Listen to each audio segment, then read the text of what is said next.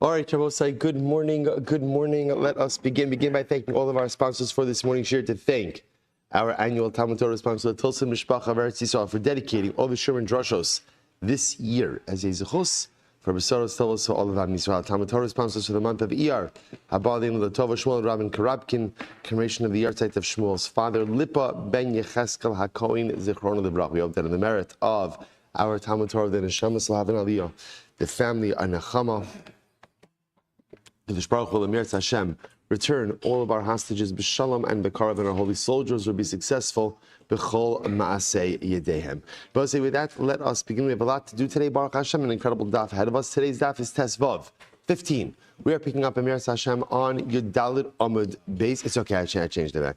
Right? Yeah. We are picking up on Yudalit Amud base 14b. We actually left off kind of like punt in the middle of the Mishnah. Ve'izui mitzvah say Shebenida shechayeven aleh. So 2, 4, 6, 8, about 10 lines down from the top. So remember again, the Mishnah was talking about the idea. This is actually a case that we're going to read has absolutely nothing to do with the topic we are learning, but it's really just brought in. You'll see why in just a moment. We ended off in yesterday's daf with a discussion about halacha l'maisa on mitzvahs asay shebamikdash shein chayav aleh, meaning which means I didn't really get a chance to explain this very well at the end of the shir, that there's a concept that if Beis Din erroneously or delivered an erroneous ruling, right, accidentally or mistakenly instructed someone to do something that was asur, so there's certain carbonic liability involved in it. So the Gemara gave an example of that vis-a-vis Tuma, and now the Gemara says, "Ve'izoi mitzvahs asay shebenida shechayav aleh." What would be an example of a sin offering that Beis Din would be chayiv for if they gave someone the wrong advice in Hilchos Nida?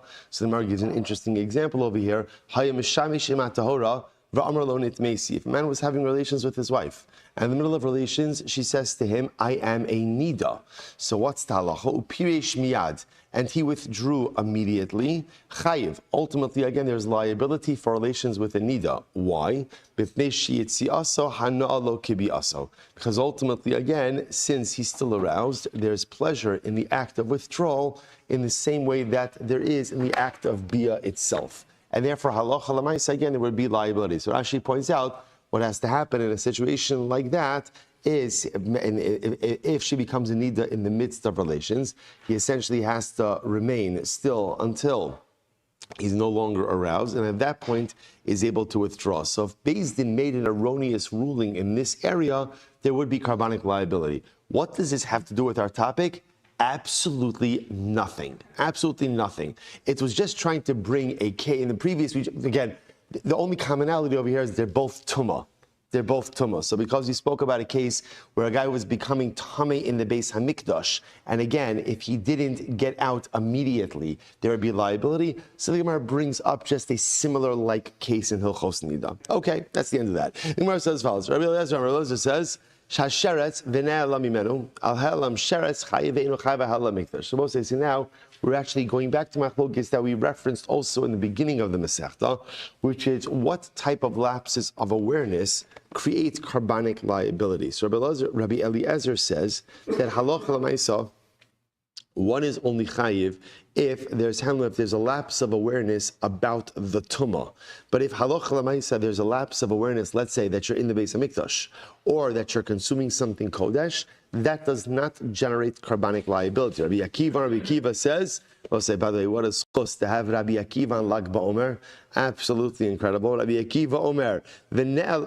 Okay, it's not such a chiddush. Rabbi Akiva very often. But right. Simar says, Rabbi Akiva Omer, still, you got to take the wins. Rabbi Akiva Omer, V'ne'elam mimenu, v'hu tameh. So Rabbi Akiva says, the pasuk says, V'ne'elam mimenu, v'hu tameh. It was hidden from him and he is tameh. Al helam tumah chayiv, v'nu chayiv al mikdash. So ultimately, again, Rabbi Akiva says that halacha l'maisa, one is chayiv for a lapse of awareness about their tumah, but ultimately, again, not chayiv for a lapse of awareness about the mikdash. Now, we'll say, when we say not chayiv, what does that mean? It means not chayiv a carbon. Not chayiv a carbon all levi yored. Rabbi Shmuel says, Omer v'ne'elam shtei pa'amim. Rabbi Shmuel says, no, it says v'ne'elam 2 times. 2 times, l'chayiv al ha'elam tumah, v'al ha'elam mikdash. To teach us that there is liability whether your lapse of awareness was about tumah or whether your lapse of awareness was about the Beis Hamikdash. So remember again, Rabbi Shmuel's opinion has been the one that we've really been operating with throughout this Masechta, namely that halacha l'maisa, whether I remember that I was tam, or actually this differently, I forgot that I was tamei, but I remember that I'm in the mikdash, or I'm eating kachim, or I forgot that I was tamei. Sorry, I remember that I was tamei, but I forgot that I'm in the mikdash or eating kodesh.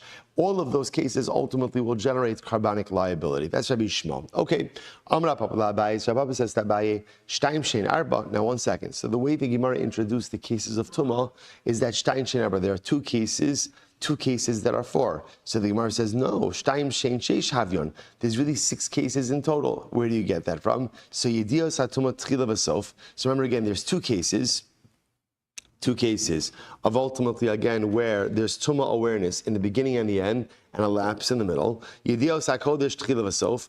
2 cases where there's a recognition of that I'm in the Beis Hamikdash, beginning and end, and a lapse in the middle. And Yedios Mikdash Tchila V'Sof. And 2 cases of recognition that I'm in the Beis Hamikdash, the beginning and end, and lapse in the middle. That's total of 6 cases.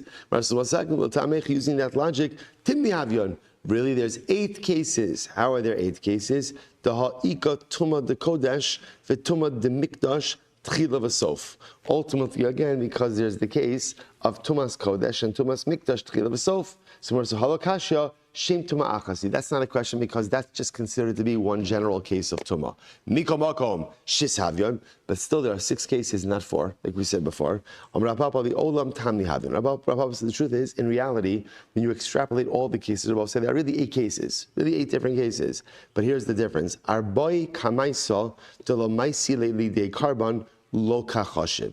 So Rabbi say, whereas there might be 8 variations of the case, not all cases lead me to carbonic liability. So ultimately, again, the first 4 cases that do not go ahead and lead to carbonic liability are not mentioned. The 4 latter cases, which do generate carbonic liability, they are counted. Now, we'll say, now what are the 4 cases? What are the 4 latter cases? Rashi points out over here, that's Yedios B'Sof. Those are cases where there's an awareness afterwards, really Yediyah B'Tchila, Yediyah B'Sof, where ultimately, again, after the lapse, there is subsequent cognition about what it is that occurred. Those are the cases that go ahead and generate carbonic liability, as opposed to the first 4 cases, where there is no Yediyah B'Sof. If there's no Yediyah B'Sof, there's no subsequent recognition about what happened, there's no carbonic liability. Vika Damri, alternate version of this, Amar Papa, Liolam Tamni Havyon. Reality, there are 8 cases in total, 8 variations. So Va'arboi Kamaisa, the Lesnu B'Chala Torah Kula, Kachashiv. So ultimately, again, the first 4, which really don't apply throughout the rest of the Torah. Now, what are the first 4 that don't apply to the rest of the Torah? So Rashi points out over here, Rashi says, Yedios Shebetchila. These are cases where there is initial awareness. Now, what does it mean that cases of initial awareness don't apply to the rest of the Torah? What does that mean? If you look at Rashi, Rashi says, Lesnu b'chala Torah, sha'ochel chelev b'shogeg, afilu lo nodolo al chaticha zu me'olam shi chelev, ula'achar achila nodolo chayiv. Now, we'll see, here's what's interesting. Generally, in the world of liability, it doesn't really matter if you have awareness on the front end. What matters? Awareness on the back end, right? In other words, he gives the example. Let's say there's a piece of chalev, right? Chalev is forbidden fat. The piece of chalev is sitting on my table, okay? I have no idea it's chalev. I thought it was just a hamburger, right? Kosher hamburger. So I go ahead and I pick it up, I eat it, and then afterwards I find out, oh my gosh, that was chalev. What's the halacha? I'm chayiv. I'm chayiv for eating chalev. The only time in halacha where you require initial cognition or initial awareness is in these cases of tumah, right? Where you need a yediyah b'tchila and the yediyah b'sof. Initial awareness, and then again, we'll call it end awareness and lapse of awareness in the middle. In every other halachic area of liability, all you need is, we'll call it latter awareness that you did something wrong, and you're liable. So by the way, it's just an interesting distinction. So therefore, the Gemara says like this: the Mishnah is going out of its way to highlight the cases of tumah that are unique, separate, and distinct from general cases throughout the Torah. Those are the cases of Yediyah B'tchila. Yediyah B'tchila, the Gemara says, Arba B'asrei, so this B'chala Torah Kula, Lo Kachashiv. But the subsequent four cases, the latter four cases, now in the latter four cases, those are cases of Yediyah B'sof. Now both say Yediyah B'sof, right, subsequent awareness. That's true for what? All cases of liability. In other words, I can't be liable for something if what? If I don't know that I did it. So that's not a chiddush. So therefore, again, the Gemara does not bring up those particular cases. Okay, beautiful. So by Rav Papa is the kasha. Nelmu mimenu hilchos tuma mahu. So this is very interesting. So up until now, we've been dealing with essentially two different kinds of cases, where a person knew he was tamei and then again had a lapse of awareness of his tuma, or knew that he was tamei, but a lapse of awareness that he was in the Beis HaMikdash, or a lapse of awareness that he was consuming something that was sacred. What about the following halacha? Or what about the following issue? What happens if a person just forgot the halachos of tumah? I forgot the halachos of tumah, right? So in other words, I knew that I was tamei, right? I knew that I was tamei, or I knew that I was in the. I forgot the halachos, the pertinent halachos. So what is that? So the Gemara says, what kind of case is that? So the Gemara says, "Hey Chidami, what do you mean you forgot the halachas of tumah? Ilema de lo yada isheretz tamei itzvardet." I will say first white line at the bottom. So if we're saying that like he forgot the halachas of tumah, in other words, that let's say we're talking about a case where a person came in contact with the sheretz, and so what are you telling me that he forgot if he touched a frog which is not a sheretz or another animal which is a sheretz? Is that what we're talking about over here? Zil kari beirafu. If that's the case, you should have paid attention in yeshiva. Now, we'll say we had this before. If you look at Rashi says, Rashi's almost right across. Zil kari beirafu, tinoko shabes rabban korin hacholad va'achbar va'atzab, hilchach ein zehalama, v'yesh kan yediyah betchila. So we'll say, so remember again, we've seen this before, that halacha l'maisa, common knowledge, right? Common knowledge, or at least what is supposed to be common knowledge, a person is responsible to have maintained and retained. And therefore, forgetting that is not called a lapse of awareness. Good. So the Gemara says, the Olam, back to the Gemara, the Olam, the other, the Tumas Sheretz. No, we're talking about a case where he knew about Tumas Sheretz. So what did he forget? Ukigon, Dinaga B'chadasha. What happened?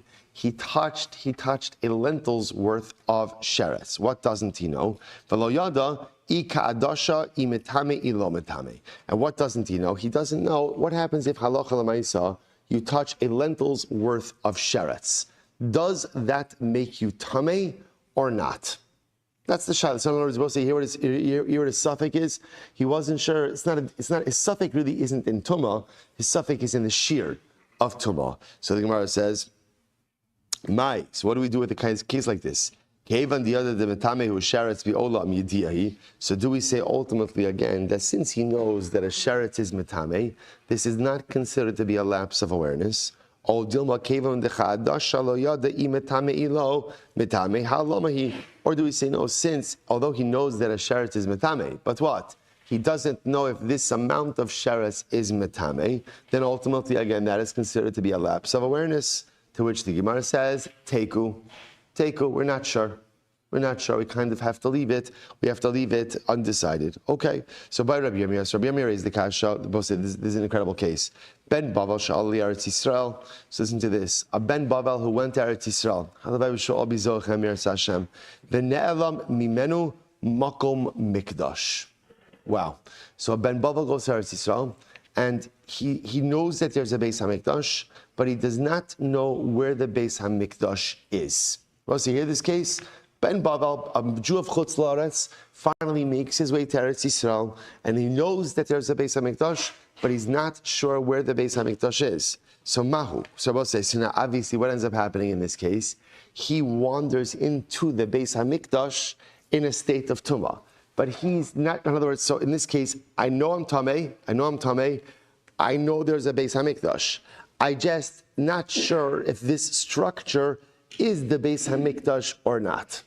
Fascinating. So what's the halacha in this case? Mahu.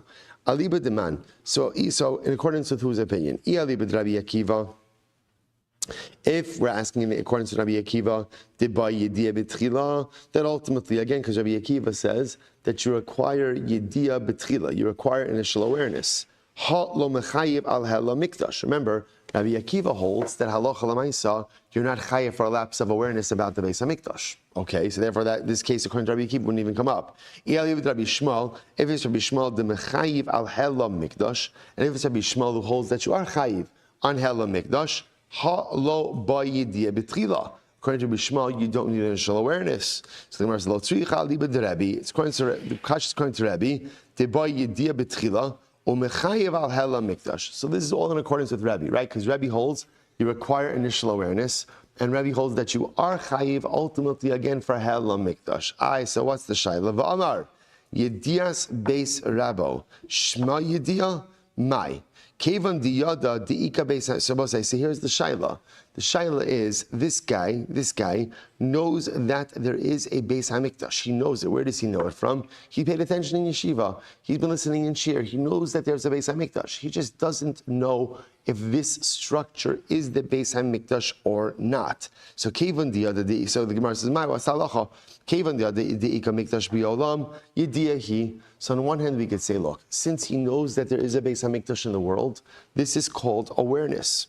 O Dilma kevan demakomo lo yadale halamohi.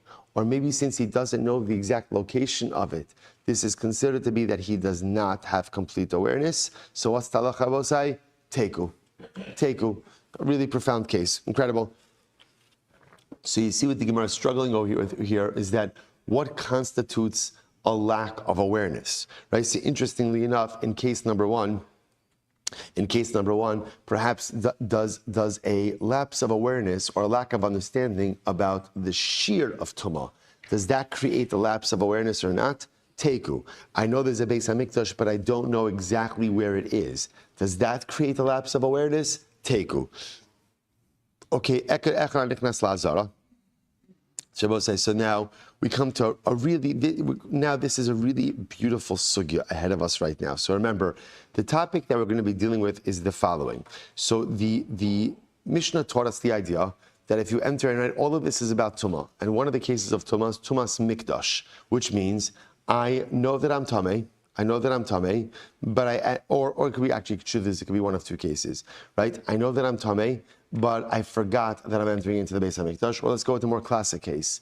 I know that this is the Beis Hamikdash, but I forgot that I was Tameh. So let's just take a classic case.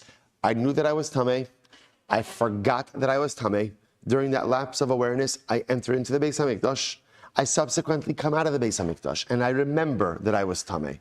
Okay? That's what we call Yediyah B'tchila, Yediyah Basof, V'helam Ben Sayim. I knew in the beginning, I knew in the end, and there was a lapse of awareness in the middle. What's the halacha in that case? What's the halacha? Karban Ola V'yored. That's the paradigmatic case. Now, what did the Mishnah say?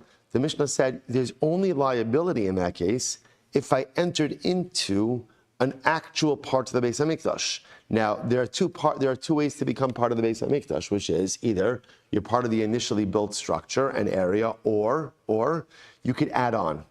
You could add on, but how do you add on? So the Mishnah went ahead and described the detail. Now, remember, the Mishnah described the process. Now, the Mishnah's process was not very descriptive, right? The Mishnah just told us kind of who's participating in this, right? Who's in this? So you could add on to the area of the Beis Hamikdash, much in the same way that you could add on to the area of Yerushalayim, right? Who needs to be involved? Who are the players, so to speak? The Melech, the king, the Navi, the prophet, Urim v'Tumim, which essentially means the Kohen Gadol, Sanhedrin of 71, two carbon todos, shir, song, and Beis Din. So now we're going to get into this a little bit. Says the Gemara. And by the way, that's why if you enter into an area of the Mikdash, which was added onto the Mikdash, without using this process, then what? There's no liability. Why is there no liability for entering into that area in a state of Tumah? Because it doesn't have the Kedusha of the Beis HaMikdash. If you don't follow the process, you don't endow the space with Kedusha. So says the Gemara, here we go. From where do we know this from? Amar of Siyar Barchia, Damakra, Kechol asher. I will say now, what does it mean, Hanimili? What the Gemara is asking is like this. How do you know that in order to go ahead and add on to the area of the Beis HaMikdash, you need this whole process? You need this whole process. Maybe it's just a declaration. This is now officially part of the Beis HaMikdash. How do you know that you need this whole process as outlined by the Mishnah? The Moshe is very beautiful. Amar of Sim Barchia, the Amar Kra, Kechol asher ani mar'eh oscha, eis tavnis hamishkan, ve'eis tavnis kol kelov. As the pasuk says, this is by the Mishkan. Everything I'm showing you, eis tavnis hamishkan, literally again the plan or the structure of the Mishkan, and the plan and the structure for all of the utensils. V'chein, top of Tesvav, 15a, v'chein sasula doros, and this is what you shall do for generations. Now, both say, so what does that mean? So the process that was used for the consecration of the Mishkan is the same process that must be used in order to consecrate and to expand the Beis HaMikdash.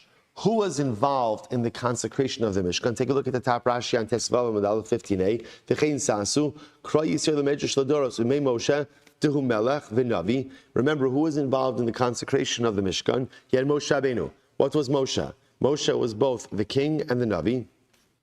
Right, ve'achav kohen gadol, and Aaron was the kohen gadol, ve'urim v'tumim, v'shim zikenim. So again, for the consecration and dedication of the Mishkan, you have the king, the prophet, the high priest, and the Sanhedrin.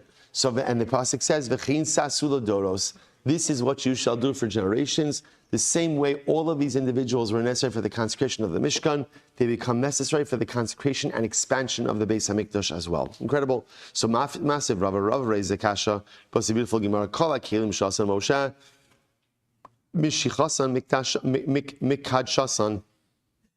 All of the utensils that Moshe Rabbeinu fashioned for the Mishkan, ultimately, again, their anointment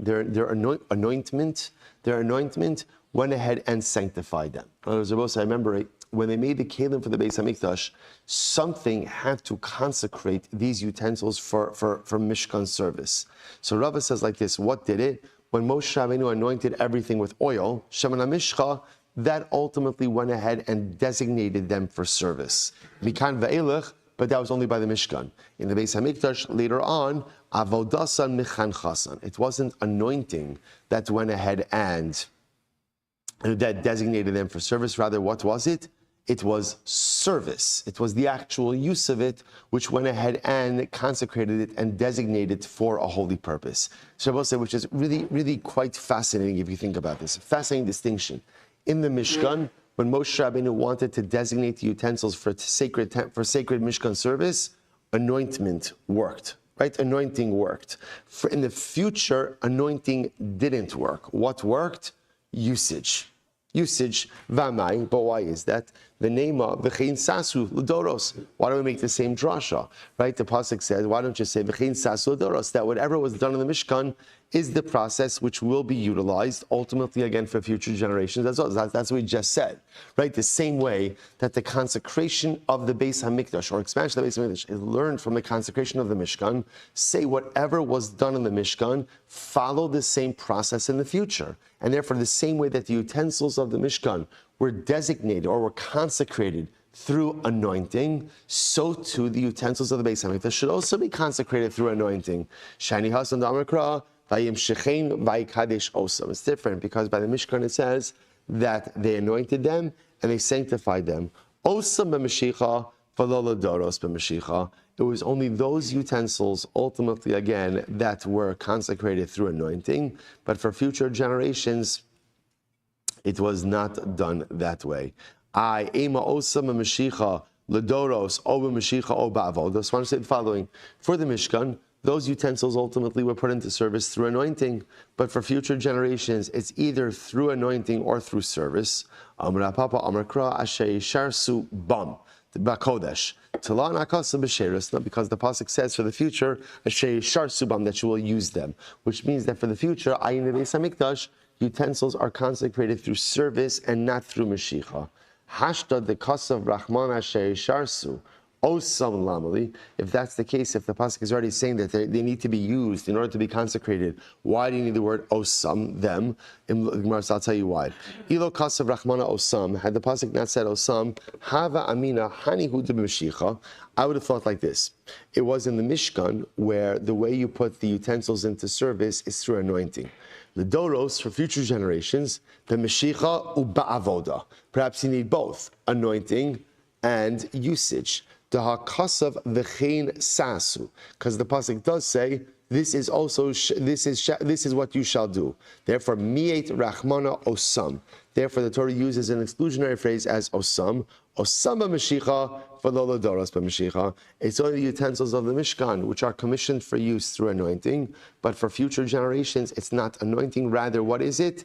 It's usage. So we'll say, before we go on, we've just learned a tremendous concept, and this is how the Rambam paskins according to Rava, that there was a fundamentally different designation process for utensils for the Mishkan than for utensils of the Beis HaMikdash. Now, what's fascinating about this is, even though there are so many things about the Beis HaMikdash that we learn out from the Mishkan, apparently in this, so again, remember how we got here. So we got here was, how do we know the process for expanding and consecrating, or I should say, for consecrating the expanded area of the Beis HaMikdash? How do we know it? We learn it from the Mishkan. The same way that the Mishkan was consecrated with the king and the prophet, which again, in the Midbar, that was the same person, that was Moshe Rabbeinu, and the Kohen Gadol Aaron, who wore the Urim and Tumim, and the Sanhedrin. So the same way that was used for the Mishkan, that's also used to expand, if you want to expand the area of the Beis HaMikdash.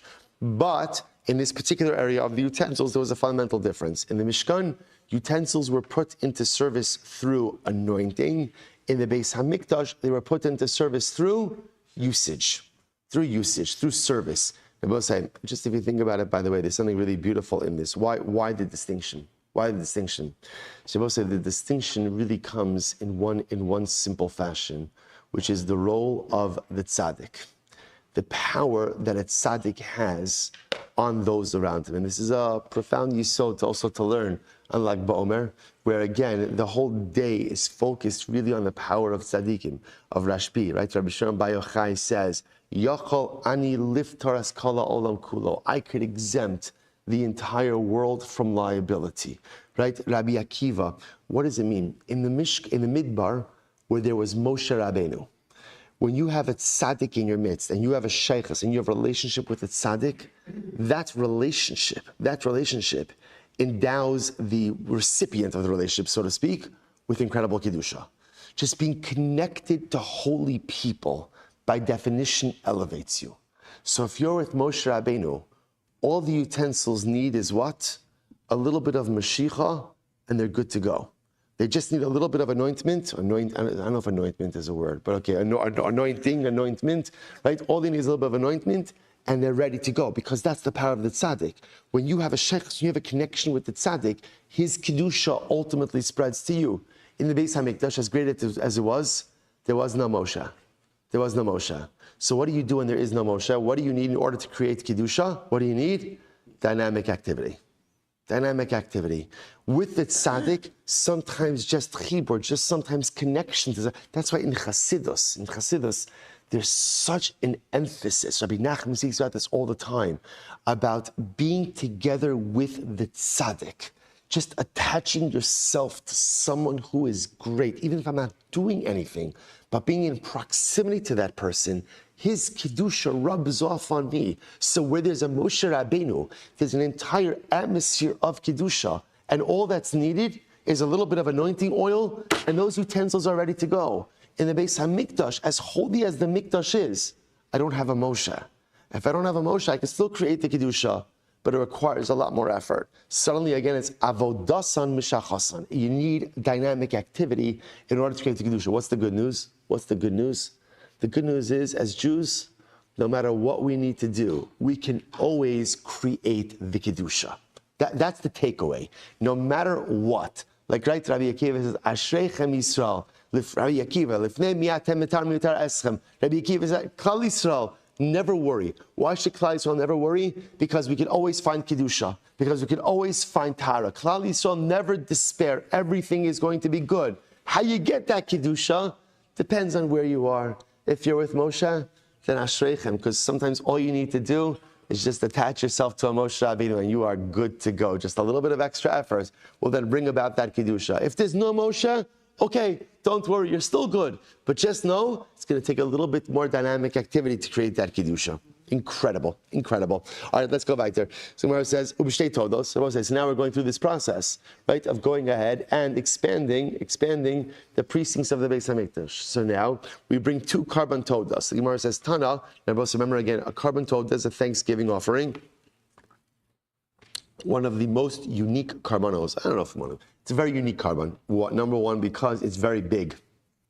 It's comprised of 40 loaves. Now, by definition, it's very big. Why? Because again, Kadosh Baruch Hu wanted you to have to share it with others. No one person could finish up a carbon toda by themselves, right? No, you can't. You can't. There's not enough time to eat all of that.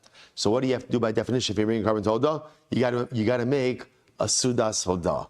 You have to invite your chevra, because again, it's the only way, and that's the whole point. Because remember again, when you're bringing a carbon toda, usually when you've been saved from some type of dramatic life event, that's when you're bringing a carbon toda. So you got to share it with your friends. The Gemara says part of this consecration process for the newly expanded precincts of the Beis Hamikdash is you bring 2 todos. So Tana, shtei todos shamru b'lachman v'lo b'vsaran. So by the way, when we speak about this idea, suppose I say, so like it seems like almost like the process is, the Mishnah doesn't say it explicitly. What it sounds like is you're taking the loaves, or say you're taking the carbon toda, and you're walking like the perimeter of this area that you want to expand for the Beis Hamikdash. So now the Gemara says, by the way, what are you walking around with?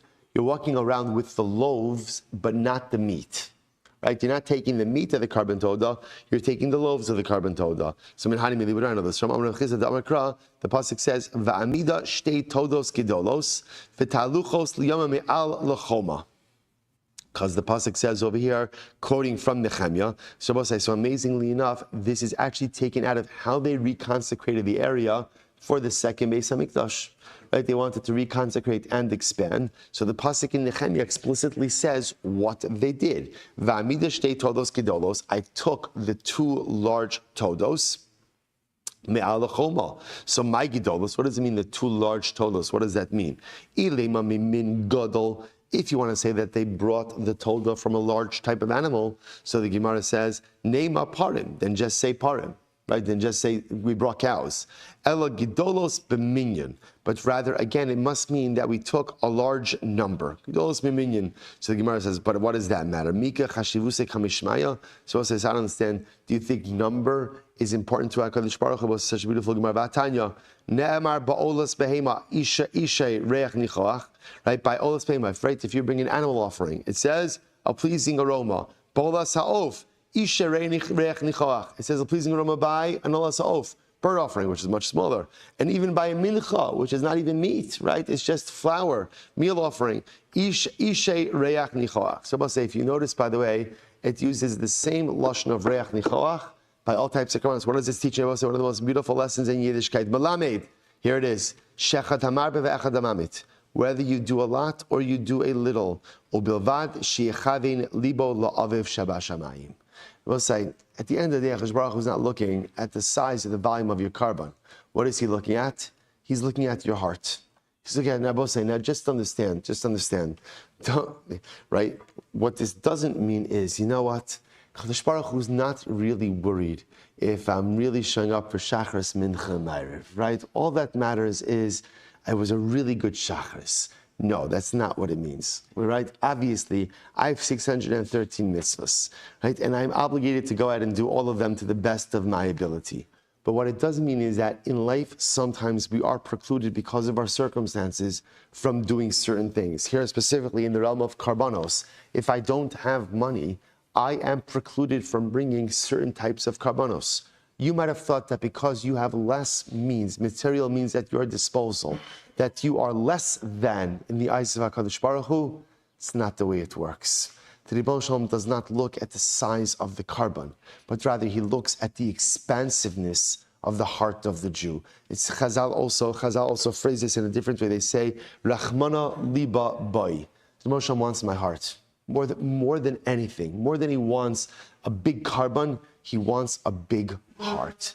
And I will say it's one of the most beautiful things in Yiddishkeit. Yes, We have to be meticulous with the details. And yes, we are obligated to go ahead and be as careful with the details as we can be. But in those circumstances, when we are precluded from doing things the way we would want to do them, just know when HaKadosh Baruch Hu looks for more than anything is your heart, is your ratzon. Ella. So what does it mean, gidolos? So the shaila is, so right, Nehemiah is saying they brought 2 large todos. So again, what does it mean? Ella gidolos shebetoda.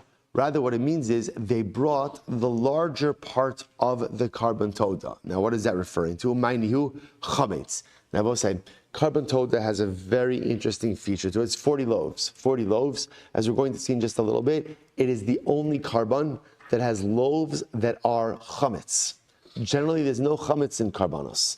It is the only carbon that has chametz. So what did they bring for the consecration process? They used the chametz loaves of the carbon toda. This nan hatoda haisaba min chamesh sin Yerushalmios. So again, the toda came from 5 Jerusalem sins. Shein sheish mibarios, which are the equivalent of 6 desert sin. Shein shtei ephos, which is 2 ephos. These are just measurements.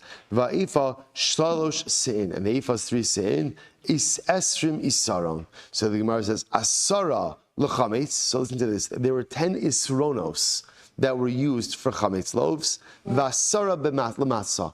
And ultimately, again, 10 isronos for matzah. Interestingly enough, so exactly half of the flour was used for chametz loaves, and half of the flour was used for matzah loaves. But here's what's interesting. Ubematzah shlosha minin. But out of the matzah loaves, they made 3 different batches of matzah loaves. What were they? Chalos, Rikikin Uravucha. So I was saying, now why is this very important? It turns out, how many loaves are there by Toda? This is good Toda information. How many loaves? 40.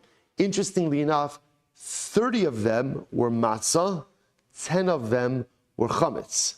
But volume-wise, it was the same amount. It was the same 10 esronos of flour for chametz as it was ultimately again for matzah. Just the difference is that matzah was baked into 3 types of loaves, chalos, rikikin, and revucha, whereas chametz was just made into 10 loaves. So now, I'll tell you just before we go on, so what does it mean when they say they brought the large part of the toda? So obviously, the chametz loaves were bigger than the matzah loaves. Now again, Sacha kol, right, total amount of flour used is the same for both. They both get 10 esronos. But the actual loaves of chametz were larger than the actual loaves of matzah, and those were the loaves that they used to go ahead. Those were the loaves that they used to consecrate the Beis HaMikdash. Incredible. So we'll say, so now, fast. So remember, what we're doing is slowly but surely, we're kind of putting meat on the bones in terms of what the process was. So now, I know, what does it mean when I'm using my 2 todos? It means that I'm using the larger loaves of the toda, namely the chametz loaves. So we'll say it's interesting. So now, Rabbi Rachama says that when we talk about using toda loaves, that's for expanding the territorial area of Yerushalayim, the municipality of Yerushalayim. But if you want to expand the area of the Beis HaMikdash, you use leftover mincha. And I will say, and I remember, what's leftover mincha? So remember again, when you're offering a carbon mincha, how much of the mincha goes on the mizbeach? How much? Just the kmitza. Right, the rest of it goes to the Kohanim. That's called Shiarei Mincha. So Rabbi Chama says, if you want to expand the area of the Beis HaMikdash, you have to use Shiarei Mincha. My time, what's the reason for that? Yerushalayim. This is interesting, because the expansion of the Beis HaMikdash is similar to the expansion of Yerushalayim. How so? My Yerushalayim davar ne'achal ba mekadsha. So just like if you want to expand Yerushalayim, you use something that's eaten within the confines of Yerushalayim. What's an example of something eaten within the walls of Yerushalayim? What? A carbon toda. So just like you use that for expansion of the city, af azara tavar haneachal ba mekadsha. So too to expand the Beis HaMikdash, to extend the Beis HaMikdash itself, the azara, the courtyards, you use something eaten in the courtyards, i.e., the leftover part of the mincha. I atulachme toda ba'azara mila masachli. But I understand you're allowed to eat the toda in the courtyard of the Beis HaMikdash as well. So why not use the loaves of the toda? Ela kirushalayim. Ma yushayim davar haneachal ba v'yotzimenu nifsal. Now what it means is like this. Just like to expand the area of Yerushalayim, you're going to use something that must be eaten in Yerushalayim. And if you eat it outside of Yerushalayim, you invalidate it, namely lachme toda, right, the toda loaves. Af azara davar hanecha ba v'hayotze mimena nifsal. So too to expand the azara, ultimately, again, you're going to use something that can only be eaten in the azara itself, but if eaten outside will become invalid. And what is that? That's ultimately, again, the leftover mincha.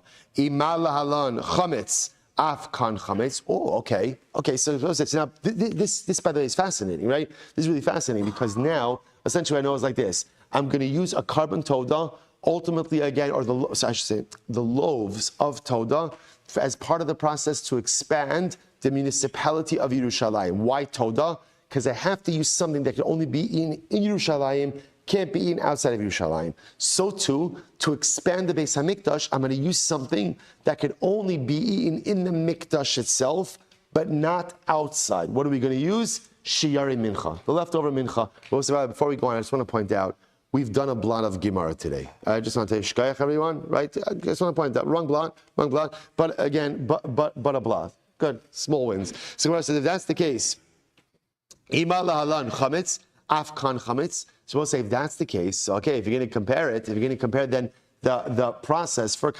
expanding the Beis HaMikdash to Yerushalayim. So Yerushalayim, we just said before, what are you using? You're not just using any toda loaves. Which toda loaves are you using? What are you using? The chametz ones. So too, to expand the Beis HaMikdash, you should have to use something that is chametz as well.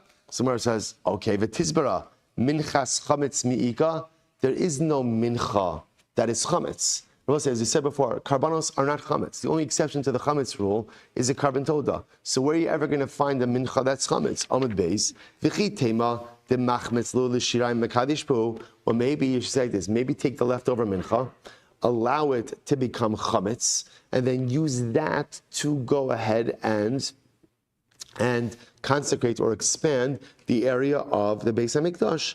V'haksiv, you can't do that. So we'll say Tesla is 15b, second line down. V'haksiv, lo se'afeh chametz chelkam. You're not allowed to make the mincha chametz.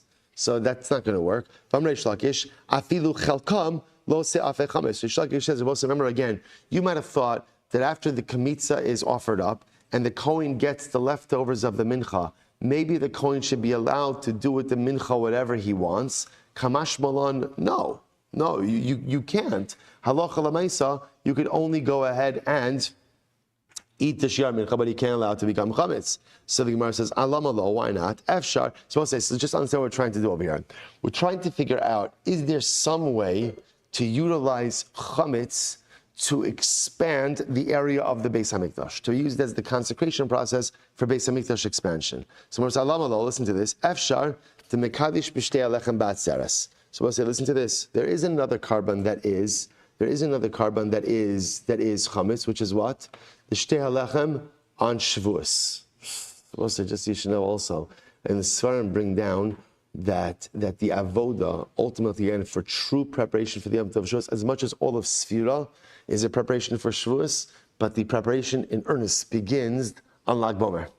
Lag Bomer. So incredible again, Shtei Alechem. We just had a Shavuos reference on Lag Bomer. Incredible. So Lo Efshar, so Gemara says, what about Shtei Alechem? That is chametz. Efshar the Mekadish Shtei Alechem. Batzeres Mishum Dula Efshar. Tell you why you can't do it. Why not? We'll say, now watch this. So we'll say, so now again, here's what we're doing, right? The Gemara is explaining, we're going to use the chametz loaves of Toda to go ahead and expand the area of Yerushalayim. So now we're saying also we're going to use a carbon mincha to go ahead and expand the area of the Beis HaMikdash. But it doesn't have to be the mincha. It just has to be anything that needs to be eaten within the confines of the Beis HaMikdash. But I was trying to find something chametz. This way, again, the processes could align. So the Gemara says, "I'll tell you what." So the Gemara says, let's use the Shtei Alechem, which is the unique carbonic offering for Shevuos, which was chametz. Use that. The Gemara says it's not going to work. I'll tell you why. Hechi Navid, what should we do? Nivnei me'esmo v'nekatche me'esmo. See if they say let's build the base. Right? It says Nivnei, which means let's expand the Beis HaMikdash on erev Shevuos, on erev Yom Tiv, and therefore consecrate the loaves of the Shtei Alechem erev Shevuos as well. That's not going to work. Why? Shtei Alechem b'shchitas kvasim udekatche. Because remember again, when do the two loaves become consecrated? Only when what? Only when you shecht the carbon. When is the carbon shechted? When is it shechted? On Yom Tiv itself. And if you shecht it earlier than Yom Tiv, ultimately, again, the carbon is invalid. So the Gemara says, Nivnei me'esmal v'nekadshei edna. So maybe build, right, when we say build, we mean expand the Beis HaMikdash when? On Erev Yom Tiv, and consecrate it now, consecrate the loaves now on Yom Tiv, ba'inan kiddush b'shas habenyim. That's not going to work. Why? Because you need whatever, in other words, I need the consecration of the expanded area to take place at the time that the new area is actively being expanded. In other words, you can't build now and consecrate later. You have to consecrate at the actual time of building. Nivnei b'yom tov v'nekadshei b'yom tov. Okay. So let's expand the area of the Beis HaMikdash on Yom Tov itself. Expand it on Yom Tov, and then you'll have the actual loaves of the Shtei Alechem and use it to consecrate the area. We'll say, get ready for this. Ein binyan hamikdash doche Yom Tov. As important as expanding and building the Beis HaMikdash is, it's not doche Yom Tov. It doesn't set aside the halachos of Yom Tov. Nishavki lebasar hachi v'nivniye v'nekadshei. So let's go ahead. So okay, fine. Leave over. So offer up the Shtei Alechem on Shevuos, and then leave over the loaves until after Shevuos, and then after Shevuos, go ahead and build out the Beis HaMikdash and use the loaves for that.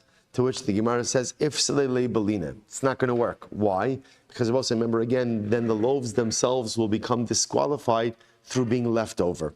Okay? Nivnei mimali yoma v'nishayer beipurta da'ad dikadish yoma la'altar v'nigmer v'nikadshei. So the Gemara says, go ahead, expand the area of the Beis HaMikdash on Erev Yom Tov, but don't finish it. Don't finish it.